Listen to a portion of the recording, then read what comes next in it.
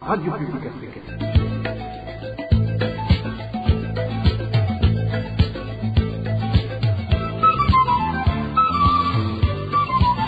Radio Publique Africaine.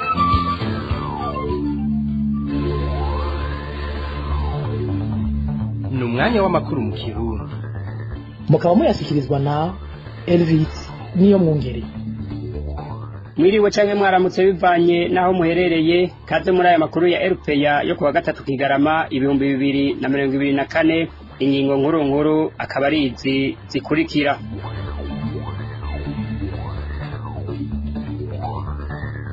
Intwazangabo mu gipolisi arakaza mu yizo bataziranyeganyega iragirizwa kuba yasahuye amafaranga atari make umwe mu banyagihugu bo muri komine Muruta intara ya Kayanza. Abanyagihugu basaba ko yoshingizwa imbere y'ubutungane kuko adahengeshanya guhohotera abanyagihugu.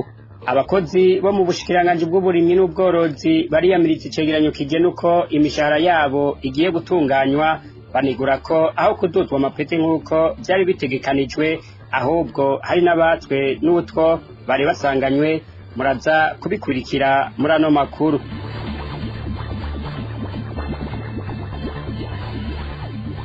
Nayo mu gice cya kabiri cy'aya makuru twabateguriye ikiganiro ubahuka, aho muza gukurikira uko leta yakoresheje amafaranga mu gice cya kabiri cy'umwaka w'2023 ushira umwaka w'2024.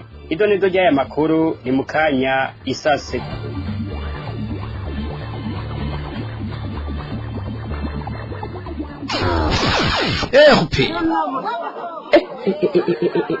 Izo ni biki numvaga yemwe.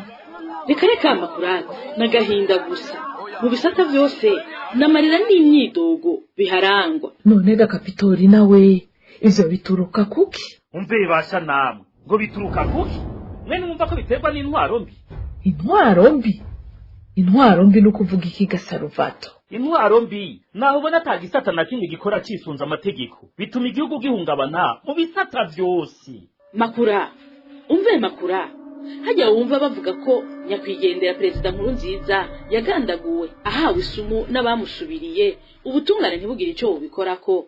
Umugwiza atunga Jackson Simbananiye batazira kirahwata akagandagurwa kakaba kamizwe n'ingoma n'uruhara yagize mu rugamba rwa CNDD-FDD. Umumenyesha makuru Sandra Muhoza apfunzwa ziriki. Muganga Christophe Sahabo amaze imyaka 2 mu munyororo atarubanza rumwagira azira umunoho wakagwi k'abategetsi. Ivyo byose bituma ata muntu n'umwe asubira kwizera ubutungane. Emwe sivyo gusa, warumvise bavuga rugomero rwo ku mpanda rwanyuze imiliyaridi 54 zari kugubaka zikagabugwa n'akagwi k'abategetsi. Umukuru w'igihugu Ndayishimiye yavugwamwo bikarangira hagaritse amatoza kuri iyo dosi. Bibuke ya miliyoni 120 y'amadolari yanyurujwe n'ishiramwe Prestige mu rudandazwa rw'ibitoro.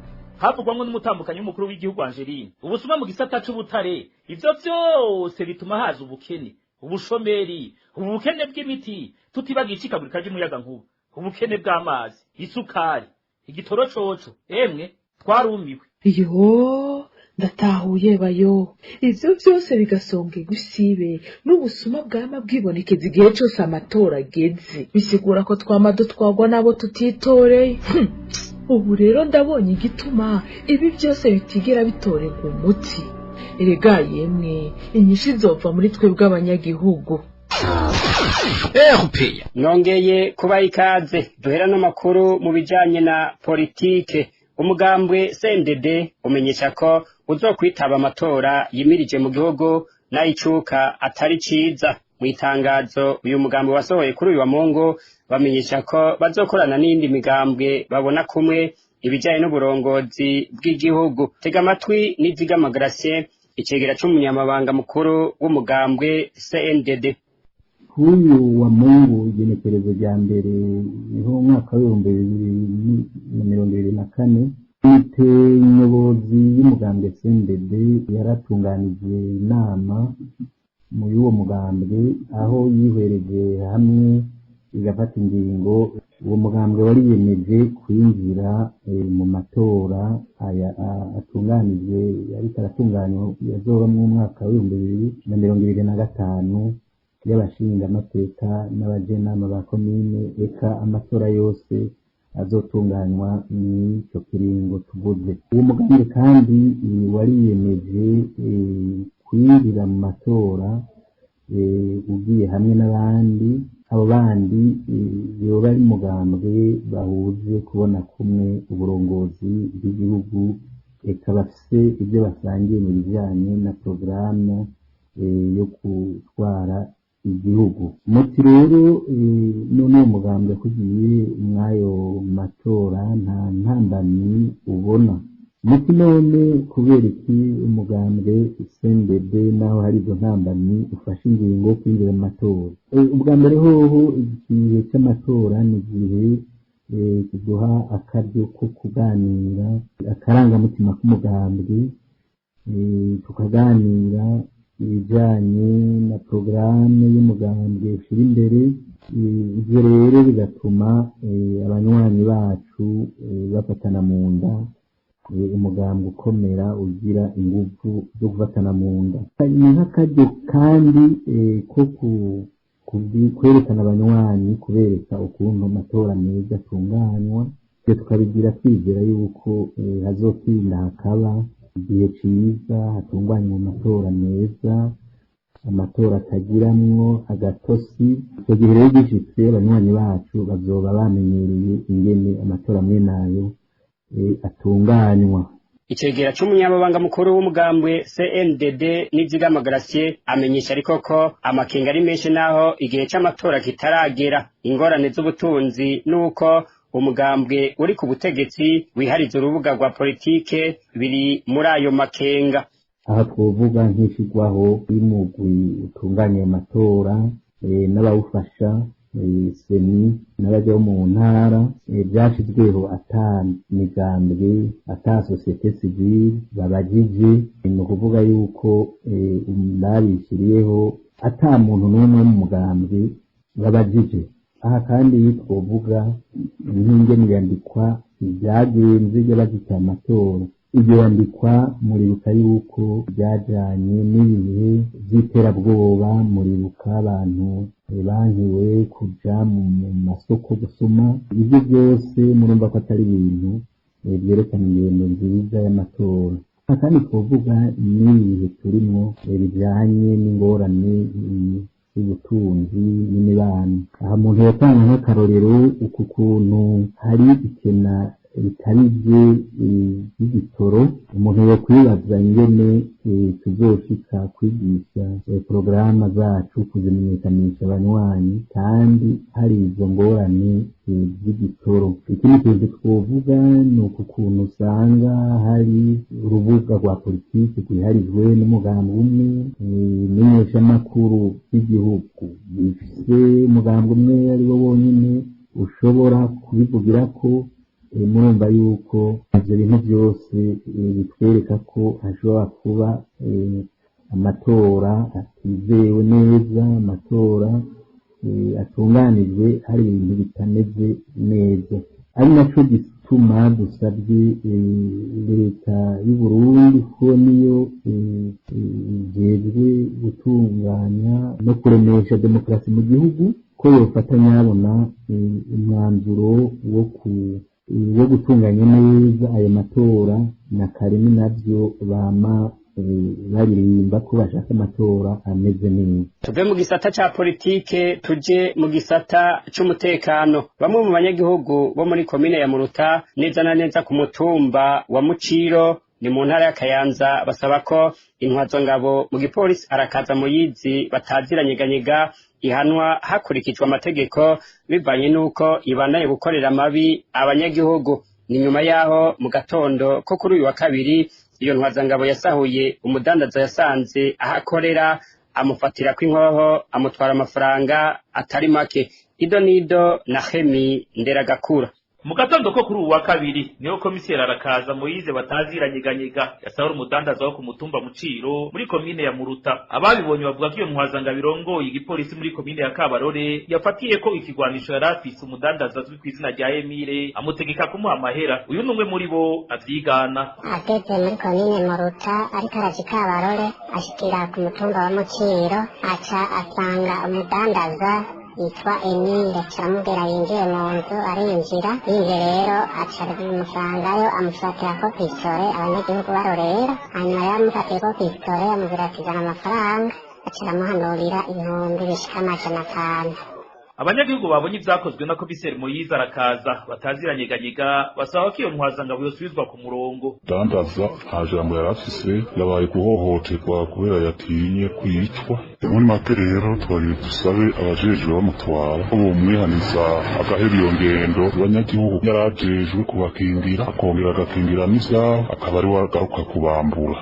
Uruganda rwa RPA wahamagaye komiseri w'intara ya Kayanza Shimirimana Pascal tumubaza ko yamenye ivyo ntwazangabo iri mu barongoye yakoze hamwe n'ibisabwa n'abanyagihugu ariko ntaco yashimye kubivugako. Tugushimire Hemi Nderagakura. Tukivuga ibijaye n'umutekano, uruganda rwa RPA rwarashoboye kumenya abantu 17 bishwe mu ntara 8 mu zigize igihugu muri uku kwezi kwa 11 twaraye dusozereye. Muri abo bishwe harimwo abakenyezi 6 hamwe n'abana 4. Emmanuel Ndayishimiye arabitubwira. Intara za Gitega na Ruyigi nizo zabaye za mbere hishwa abantu 4 buri mwimwe, igakurikirwa n'intara ya Rumonge hishwa abantu 3, intara ya Kayanza hishwa abantu 2, nayo mu ntara za Ngozi, Muramvya, Cibitoke hamwe n'igisagara ca Bujumbura hishwa umuntu umwe buri ntara. Bose hamwe uruganda rwa RPA rwashoboye kumenya abantu 17 bishwe muri uku kwezi kwa11 guheze. Muri abo bishwe 8 bishwe batsemaguje imipanga mu ntara za Gitega, Ngozi, Muramvya, Rumonge hamwe na Ruyigi. Abagera kuri 7 nabo batowe ari biziga mu ntara za Gitega, Rumonge, Cibitoke hamwe n'igisagara ca Bujumbura. Nayo 2 bishwe barashwe n'umupolisi mu ntara ya Kayanza. Muri abo bishwe muri uko kwezi kwa11 twaraye dusozereye harimo abakenyezi 6 bishwe mu ntara za Gitega, Rumonge, Muramvya, Kayanza hamwe na Ruyigi. Bamwe muri bo bishwe n'abagabo babo mu ntara za Muramvya na Ruyigi. Umwe nawe mu Rumonge yishwe banje gufatwa ku nguvu n'abantu batashoboye kumenyekana. Uwundi mukenyezi wo mu ntara ya Kayanza yishwe arashwe n'umupolisi. Mu kwezi kwa Munyonyo kandi harishwe abana 4, muri bo 3 bishwe batsemaguje imipanga na se mu ntara ya Ruyigi. Uwundi umwe yishwe akerewe izosi na inarume mu ntara ya Rumonge. Amatati yo mu muryango hamwe n'ubusuma nivyo vyagiye biribonekeza ko ariyo ntandaro y'ubwo bwicanyi. Nayo mu bagiye bamenyekana ko bakoze ubwo bubisha haguriyemwo abapolisi. Urakoze Emmanuel Ndayishimiye.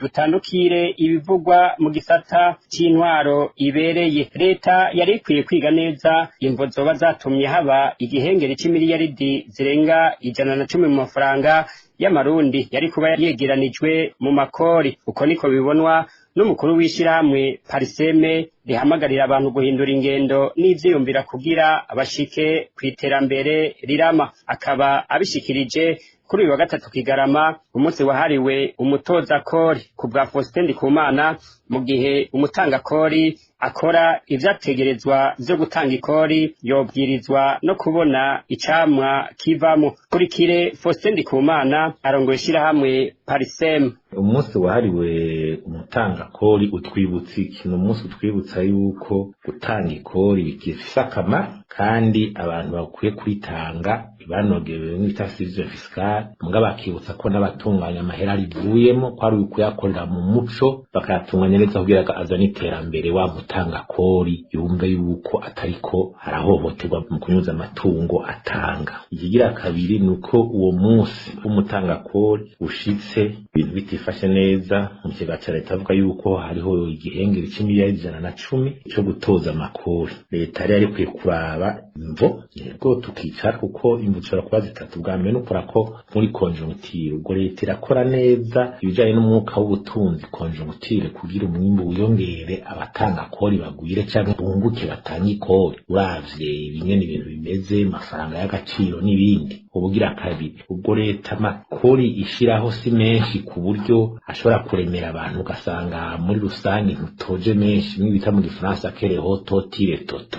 canke ubwo ntanyuruzwa mauvaise gestion n'ibiki muri ico kigo ni ibintu rero vyo kwiga ko izo mbuza zirakunda gufatirwa kugira bavyishyira gatatu no kuraba muri revision budgetaire ko leta yokora ibishoboye byose kugira ibidakenewe ama mission ivyo gutembera bidakenewe imisi mikuru amahera haherezwa abantu atazwi canke n'ibike na subvention bikagabanuka cane kuko umutanga kori atanze kori ntibitunganywe neza ni kibazo. Yari Faustin Ndikumana arongoye ishyirahamwe Pariseme. Abakozi bo mu bushikiranganji bw'uburimyi n'ubworozi bariyamiriza icegeranyo kigena uko imishahara yabo igiye gutunganywa mu gihe ubushikiranganji bw'abakozi bwari bwarungitse umugwi w'abahinga ngo bakorane n'ubwo bushikiranganji. Ivyavuyemwo ntibihumuriza abakozi kuko aho kuduzwa amapete nk'uko vyari bitegekanijwe ahubwo hari n'abatswe n'utwo bari basanganywe kubera ukwikunda kw'indongozi bw'ico gisata c'uburimyi. Waritere Kwizera aragaruka ku mahinyu yagaragaye muri iyo ndinganizo shasha. Imbere yuko tubabwira amanyanga yakozwe twagira tubanze gukosora akadusovye mu makuru yacu yo kuri uyu wa mbere. Twari twababwiye ko urwo rutonde rushasha rwakozwe n'abarongoye ibiro vy'uburimyi n'ubworozi ku rwego rw'intara ariko rwakozwe n'abajejwe igisata c'abakozi ku rwego rw'intara. Mu gukumira abo bajejwe izo ndongozi rero zakoresheje urwenge n'uruyeri rwinshi. Ariko imbere yo kwinjira mu idonido ry'ayo manyanga yakozwe reka tubanze tubabwire urugero fatiro rwategerezwa kwisungwa ku bakozi bose ba leta. Nkuko biri mu igopi y'urwo rugero fatiro rukiri mu ibanga ariko RPA yaronkeye igopi ibigiye kuza birafatirwa ko biri mu micine. Umuce wa mbere ugizwe n'amashuri umukozi yize. Uyo muce nawo ugizwe n'inivo 10 ni ukuvuga kuva ku ya mbere irimwe abakozi bafise amashuri y'intango gusa gushika ku 10 igizwe n'abakozi bafise doctorat canke kaminuza ariko bakaba bafise ivyo banonosoye specialisation mu gifaransa. Umuce wa kabiri ugizwe n'akazi bwite umuntu akora. Uyo nawo nyene ugabuye mu nivo 10 ni kuvuga kuva ku mukozi muto mutakora amatashe gushika ku muyobozi. Umurwi ugira gatatu ujanye n'uburemere bw'akazi umuntu akora hamwe n'impanuka ashobora guhura nazo muri ako kazi. Uyo nawo ugizwe n'inivo 7 izo nazo zikaba ziva kuva ku mukozi asanzwe adakora ingendo nyinshi kandi akorera ahantu hatabangamira ubuzima bwiwe gushika ku bakozi bakuru bakora ingendo nyinshi kandi bakaba mu kazi kabo bashobora guhura n'impanuka zitari nke. Umuco wa kanari nawo wa nyuma ushingiye ku bushobozi bw'umuntu bwo gukora atawe umuhagarikiye canke ngo amufashe ndetse akanibwiriza autonomie et initiative mu gifaransa. Uwo nawo ugizwe n'inivo 9 ni ukuvuga kuva ku mukozi akora ivyahawe gusa gushika ku bafata ingingo n'abatunganya ibikorwa. Kuva kuri nivo ya mbere rero gushika ku ya gatatu abakozi bahabarizwa bashizwe mu murwi umwe w'abiswa ba executant ni ukuvuga abakozi bato bafise amashuri make cane. Kuva kuri nivo ya 4 gushika ku ya gatandatu abakozi bahabarizwa bashizwe mu murwi w'abafasha kubera amashuri bafise atuma bakora bigenga ndetse bakagira intererano batanga kugira ngo akazi kagende neza ico bise collaborateur. Nayo kuva kuri nivo 7 gushika ku 10 abakozi bahabarizwa bashizwe mu murwi w'abarongora abandi direction mu gifaransa. Iyo mirwi uko ari 3 bitegekanijwe ko igiye kuzirahembwa hafatiwe ku manota izoba yashikanye ni ukuvuga hagati y'ibihumbi 2 gushika ku bihumbi 3,950 ku ba executant 2,950 gushika kuri 6,900 ku ba collaborateur hamwe rero no kuva ku bihumbi 7,900 gushika ku bihumbi 10 ku ndongozi arico bise direction. Ari naho habereye amanyanga kuko hari abakozi batari bake bagiye barisanga muri nivo ya mbere y'aba executant kandi mu bisanzwe bari mu murwi w'abakolaborateur ufatiye kuri urwo rugero fatiro rwisunga ubushobozi bw'umuntu hamwe n'amashure yize. Uko vyagiye birahindagurwa tuzobigaruka ko mu makuru yacu yo hanyuma. Tugushimire Waritere Kwizera. Dusozere igice ca mbere cyano makuru n'iyi nkuru iciye ku masonga. Kuva kuri uno wa kabiri igenekerezo rya 3 Kigarama 2024 hariko harakorwa ikibazo ca leta negita mu makambi y'impunzi y'abarundi muri Tanzania. Ikibazo gikorwa n'abiga mu mwaka w'9 hamwe n'amashuri aheraheza amashuri yisumbuye. Abavuganye na RPA mu bavyeyi n'abarezi eka n'abanyeshure bamenyesha ko banezerejwe n'igikorwa c'ico kibazo cyatanguye uyu munsi. Tubibutse ko mushobora gukurikira ibiganiro hamwe n'amakuru vy'iradiyo RPA ijwi ry'abanyagihugu ku mbuga ngurukana bumenyi zitandukanye Facebook, X, YouTube hamwe no kuri website @RPA_BI. Inyuma y'akaruhuko gato turinjira mu gice cya kabiri cyano makuru kigizwe n'ikiganiro ubahuka. Nkuko nari nabivuze mu ntango y'aya makuru mu kiganiro ubahuka cyo kuri wa gatatu Kigarama 2024 tugaruka ku cegeranyo c'ingene leta yakoresheje amafaranga mu gice ca kabiri c'umwaka w'2023 ushira uw'ibihumbi 2024. Ikiganiro ubahuka mugishikirizwa na Emile Nibasumba.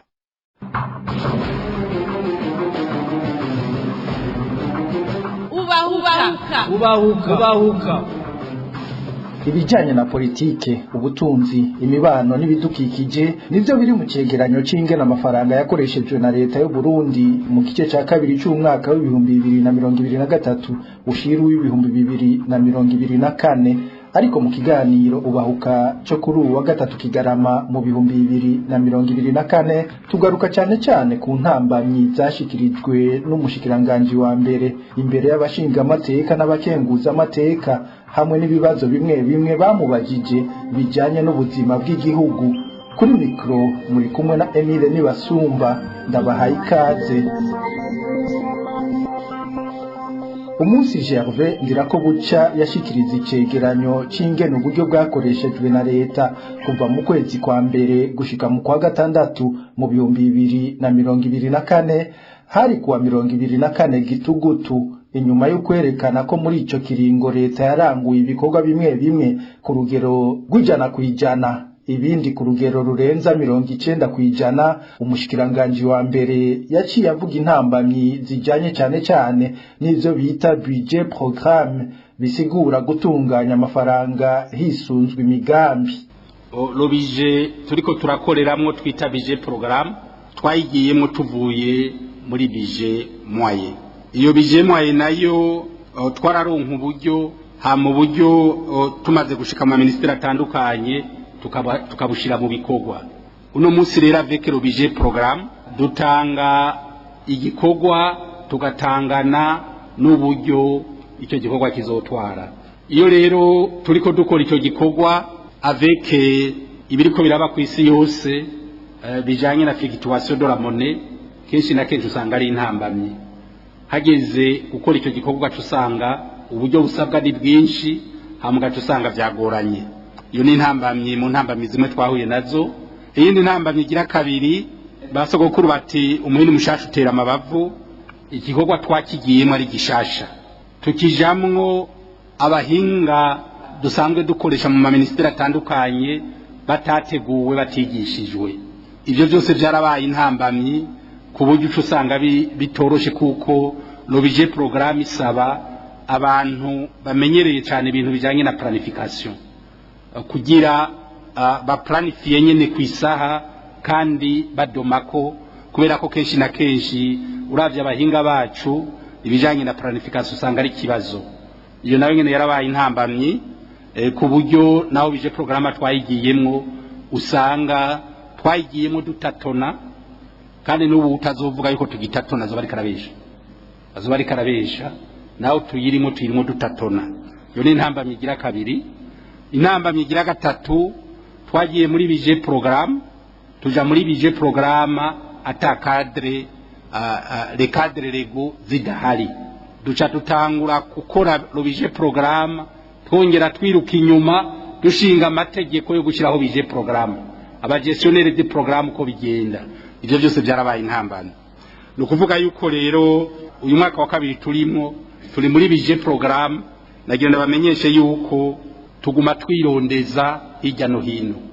Nico gituma bisaba yuko abantu baba forme bakamenyerezwa ibijanye na budget programme, hama tukaronka abahinga baforma abandi ku bijanye na planification.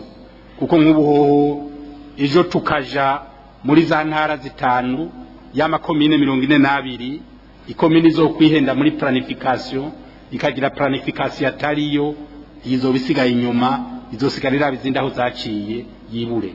Urongo inama nkenguza amateka Emmanuel Sinzohagera yaciye abaza ikibazo ca mbere. None ko mwabonye izo ntambamyi mwoba mwarabishize muri budget programme kugira ngo nanone nimbari kwigisha kuzana izo nyigisho gukariza ubwenge ubumenyi abategeza kubikora bibe biri muri budget programme kuko nayo ubundi bitarimwo no kuvuga no mu kindi gice nimwagaruka muzotubwira yuko mwagize intambamye ukurumba ntimuzore kubirangura kubera ko bitari muri budget programme na rero muwa mushikiranganje wa mbere nagiri akabazo gusa nayo ubundi intambamye zihari nivyo ni ibintu bishasha bisaba yuko byukuri abantu bigishwa mugabo nkuko ari budget programme nyene nizere ko kino gikorwa mwagishize muri budget y'uno mwaka kugira ngo nimwagaruka ntimuze mutubwire ngo n'ubundi twagize intambamyi zo kutigisha usanga rero tugumye muri izo ntambamyi kandi twamaze kubona aho tugwaye. Umushikiranganje wa mbere Gervais Ndirakobuca yaciye amwishura ikintu gishasha cyose kugira ukijeho programa nshasha kugira uyijemwo ubanza kubaka amategeko kugira ayo mategeko akubera inzira ucamwo ubona aho uza gukata na utaza gukata. Nagishikirije yuko twagiye muri bije programme amategeko atarajaho duca tuja muri execution ya bije programme twongera dushiraho n'amategeko agenga bije programme. Ivyo murabizi banyakubahwa murongoye izi nzego zibiri murazi neza yuko mwarungitse abantu bagiye bajanye nabo muri leta bagenda mu bindi bihugu kuraba uko bije programme handi zikora. Ndazi neza yuko hari abashinga amateka n'abakenguza amateka bageze amaroke bajanye nabo muri leta kandi ndazi neza yuko hari abashinga amateka n'abakenguza amateka baje no gufasha muri executive kugira dushike no kuri intambwe tugezeko. Ibi rero tuguma tubikorerako kandi amategeko nka yose turamaze kuyashiraho. Ibi by'amaformation navyo nyene tuguma twigishanya n'abahinga turabafise abaje kudufasha kugira dushire hayo mategeko agenga bije programme. Ibi rero by'intambamyi navuze nazishikirije mugabo ni intambamyi tuguma dukorerako kugira by'ukuri dushike kuri bije programme by'ukuri iteguye neza kandi yisunze amategeko kandi zana ihinduka mu gihugu. Ibindi bibazo abashinga amateka n'abakenguza amateka babajije bijanye n'umwimbu utagaragara mu cegeranyo. None nyakubahwa umushikiranganje atubwiye yuko bari bateguye nk'amanama de formation tuvuge nk'abacamanza amanama bazoforma abacamanza 300 akatwereka yuko abacamanza babaye forme. None ivyo byatanze umwimbo wowe hariho rubrike bari kutubwira duti twatereye guforma abacamanza 300 turabaforma none ubutuganije ubunya lodogre y'ubutunga nahigeze tuvyevaluwa jusqu'à son niveau naye handi di formation zigeze uko taco tubona kigira iki turabona kantu mengo karabuze ntabona yuko mengo ra rubrike ka resultat ico ivyo bakoze cadushikanyeko kakabitwereka. Nagomba ko muri rusangi izi domene zose kuri aya maxe yose mwagiye muradushikiriza biragaragara neza ko mu gihe twoba tugomba gutanga amanota mu gihe hari nk'umunyeshure yo bari mu ishure canke bari mu mwaka wa nyuma kuri urano manota ni distinction mwishigwa mu ngiro y'imigambi ya leta canke ko leta ari yiyemeje. Aha rero nkagomba kuca mbaza kandi ndagusabanya kuba mushikiranganje wa mbere mutubwire buri domene yose kuri izi axe yose umwimbu uhari. Ivyo bibazo Gervais Ndirakobuca yajishuriye rimwe. Ico icegeranyo twashikirije ngaha ni senteze y'ibikorwa byose byakozwe. Sukuvuga yuko ibyakozwe mu gihugu byose biri muri iki cegeranyo. Sukuvuga yuko bijya bikorwa tuberetse nk'ari byo dukora hariho n'ibindi dukora. Kuko mwese murabizi hariho ibikorwa udashobora gutegekanya ngo bikora gute. Harabiki canke kiriya ugaca usanga navyo nyine utezwa kubikorerako. Ibi rero negeranije ngaha rero nashikirije ngaha ni cegeranyo cibikorwa byose byakozwe na leta. Urondera amadetaye ibi by'amarezerita n'ibindi byose urashobora kwegera umushikiranganje ubushikiranganje abibonyemo akakwereka raporo yose bushikiranganje byose bica biboneka amadetaye yose murondera mucamu yabona kuko ayo madetaye bushikiranganje yose nushobora kugira compilation y'ama ministeri 15 hama nguce werekana ibintu byose nibaza ko vyogorana iyo compilation nibaza ko itokoroha gushikiriza. Ikindi kibazo mushikiranganje wa mbere yabajijwe kijanye n'uko imbuto zirobanuye zoba zishikira abarimyi bose mu mihinga itandukanye y'igihugu. Uno musi mvuze ko bose bazishikira nibaza yuko naho nyene bigoye. Nta biharuro mfise, ibiharuro niyo mwabirondera muzotuma kumushikiranganje abikurikirana ku munsi kugira bibahereze. Mugabo witegereje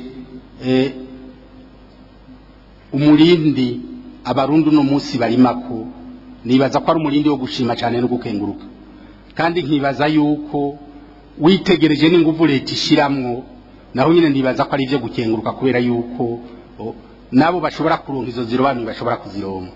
Ariko ico nagira imvuge ngaha gikomeye niki, mu gihe igihugu cy'u Burundi kizoba kitararonka ikigo gikora imbuto zirobanuye ziwacu, iyo niyo nyishuru kumbira amayonyene, kuko basogokuru barayamaze bati akimuhana kazi imvura ihise.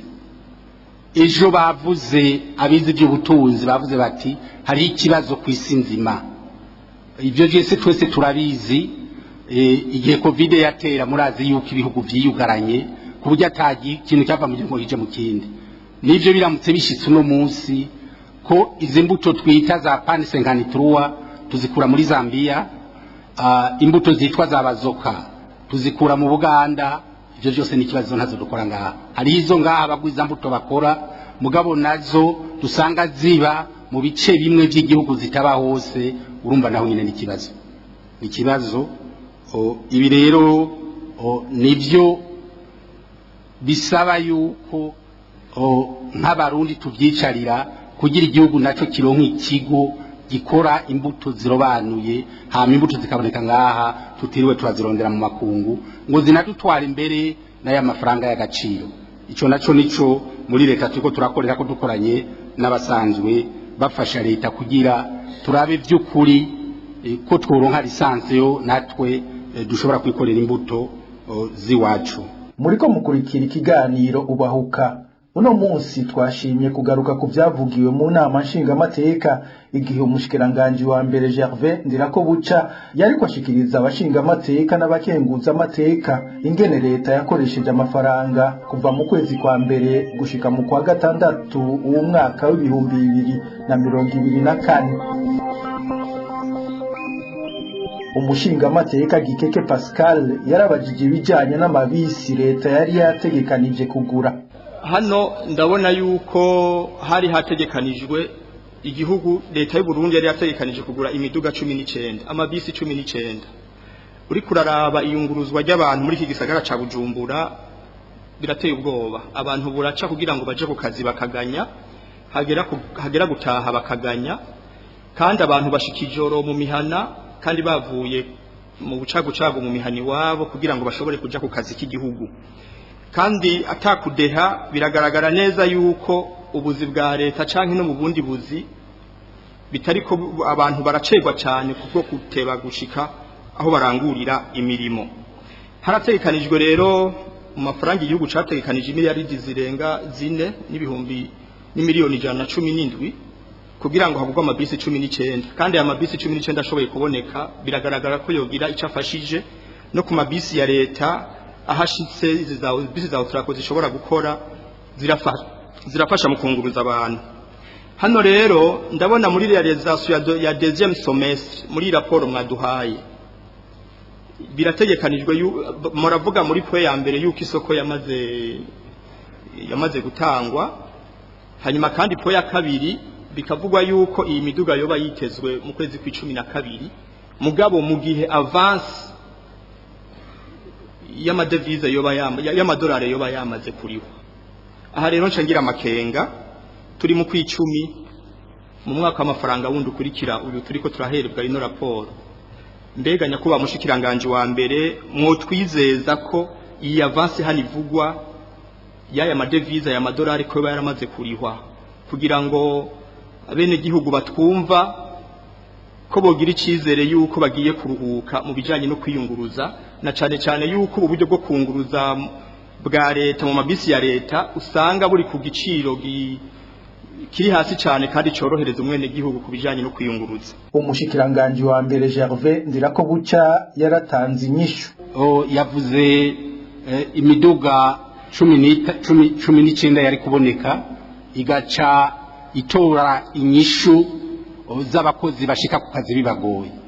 Mbe iyo miduga yiboneka ikibazo caca gitora inyishu. Imiduga yabonetse ibindi byose biba biheze. Mbe ngaha mu gihugu cacu ku kibazo kijanye no kwiyunguruza ikibazo ni miduga canke ikibazo n'ivyo iyo miduga inywa. Ivyo byose no kubanza kuvyiga neza nk'abajejwe le contrôle de l'action gouvernementale. Ivyo byose tukabanza tukavyiga neza. Nje ngira ko mbere ndakishura sinze kukigarukako yavuze ati mbega uremeza neza uratwoshora kutwemeza neza ko iyo miduga mu 12 izoboneka. Muri raporo bavuze neza ati mu gihe amafaranga ya avance yoboneka muri banke centrale byanditse neza muri raporo. Nimbe byanditse ko mu gihe amafaranga ya avance yoboneka muri banke centrale bikaba byanditswe muri raporo, je ndabisomamo yuko iyo avance itaraboneka. Secret Umushingamateka Pamphile Malayika yarabajije igituma abanyagihugu baguma batozwa amahera yitirirwa amatora kandi hari amahera asanzwe ategekanijwe muri leta yo gutunganya ayo matora nyene. Kuri seni hari amafaranga twatoye muri ino budget ya 24-25 ijanye na provision y'amatora ni 68 miliyari 416 millions 431 arengako.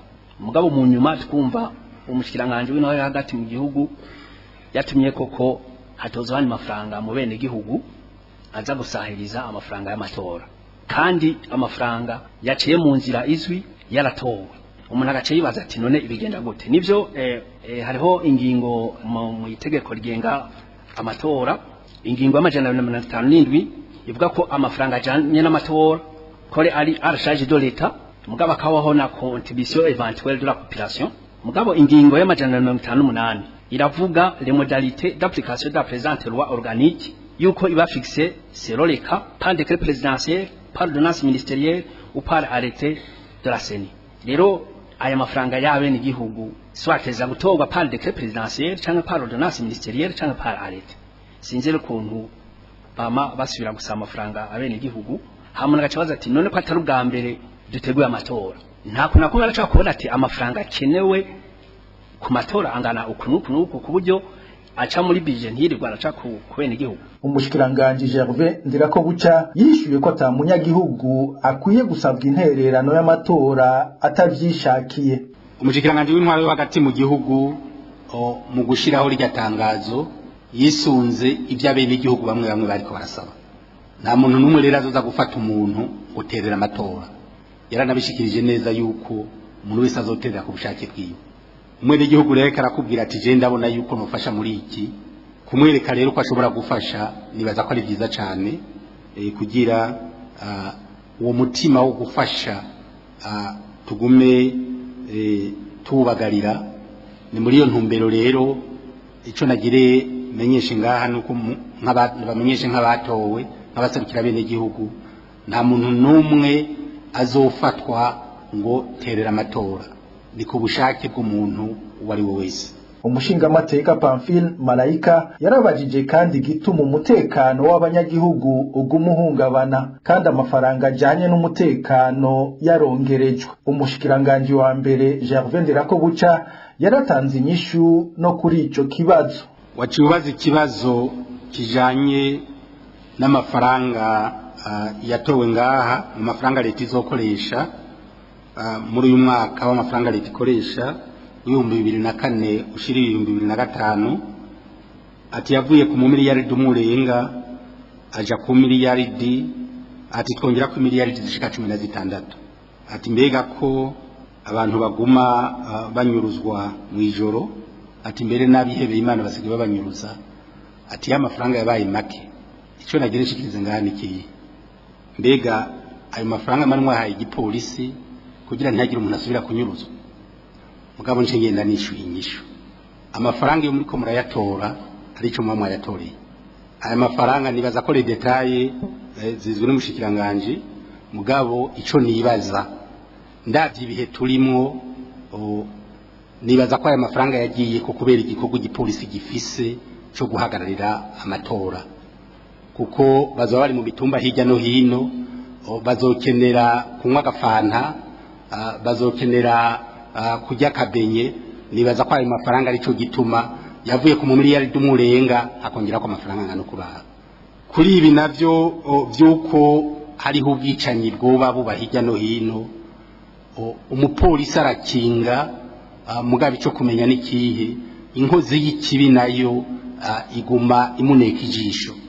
Bamuciye mu byahumye rero niduce tuvuga ngo igipolisi naco kiriko kirakora, ituvuga ngo igipolisi naco kiriko kirakora, kuko mu gihe igipolisi cyo bataco kiriko kirakora tugasha tuvuga igipolisi naco kiriko kirakora, nibaza yuko aya majoro aberamwe ibintu byinshi, tumenye ibyo biba byashitse, mugabo hariho ibintu byinshi bikingwa tutamenya, bo twereke ibintu byose ibyo baburabuza bitarashika kucaha. Nibaza ko twosanga ari byinshi cyane abo twokumiko.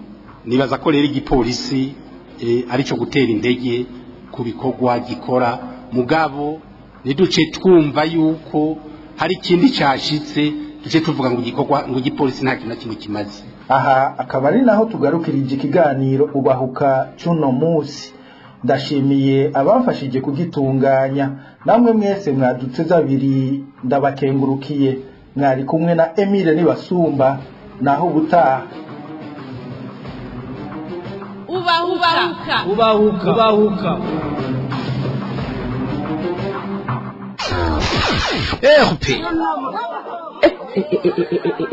Izi ni ibiki numvaga yemwe. Reka amakurata n'agahinda gusa, mu bisata byose n'amarira n'imyidogo biharangwa. None Kapitori nawe ivyo bituruka kuki? Umve basha namwe ngo bituruka kuki? Mwene mwumva ko biterwa n'intwaro mbi. Intwaro mbi no kuvuga iki Gasaruvato? Intwaro mbi naho ubona atagisata na kimwe gikora cisunza amategeko, bituma igihugu gihungabana mu bisata byose. Makura, hajya wumva bavuga ko nyakwigendera Perezida Nkurunziza yagandaguwe ahawe isumu n'abamusubiriye, ubutungane ntibugire ico bubikorako. Umugwiza atunga Jackson Simbananiye batazira kirahwata akagandagurwa kakaba kamizwe n'ingoma n'uruhara yagize mu rugamba rwa CNDD-FDD. Umumenyesha makuru Sandra Muhoza apfunzwa ziriki. Muganga Christophe Sahabo amaze imyaka 2 mu munyororo atarubanza rumwagira azira umunoho wakagwi k'abategetsi. Ivyo byose bituma ata muntu n'umwe asubira kwizera ubutungane. Emwe sivyo gusa, warumvise bavuga rugomero rwo ku mpanda gwanyuruze imiliyari 54 zari kugubaka zikagabugwa n'akagwi k'abategetsi. Umukuru w'igihugu Ndayishimiye yavugwamwo bikarangira hagaritse amatoza kuri yo dosi. Bibuke ya miliyoni 120 y'amadolari yanyuruzwe n'ishiramwe Prestige mu rudandazwa rw'ibitoro. Havugwamwo n'umutambukanyi w'umukuru w'igihugu Angeline. Ubusuma mu gisata c'ubutare, ivyo byose bituma haza ubukene, ubushomeri, ubukene bw'imiti, tutibagiye icikagurika ry'umuyaga nkuba, ubukene bw'amazi, isukari, igitoro coco. Emwe twarumiwe. Yo ndatahuye bayo, ivyo byose bigasonge gusibe n'ubusuma bwama bwibonekeza igihe cyose amatora ageze, bisigura ko twamado twagwa nabo tutitore. Ubu rero ndabonye igituma ibi byose bitigera bitorerwa umuti. Erega yemwe inyinshi zova muri twe bw'abanyagihugu.